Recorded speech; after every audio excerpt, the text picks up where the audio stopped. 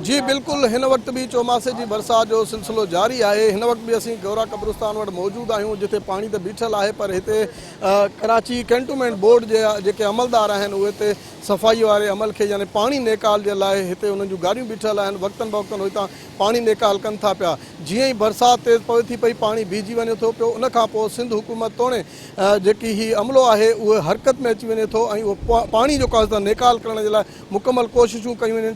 हम लगे हुए हैं, रात से भी आज 3 दिन से छुट्टियां कैंसिल की हुई हैं और हम जो है इंशाल्लाह इसको कवर कर लेंगे। हम हमारे कंट्रोल में है, हमारी लेबर की छुट्टियां भी कैंसिल कर दी हैं, सुपरवाइजर भी सारे साइड पे, गाड़ियां भी सारी। अमला यहाँ पर होता है जहाँ पर हमारा तकरीबन 50 बंदा हमारा लगा हुआ है जी।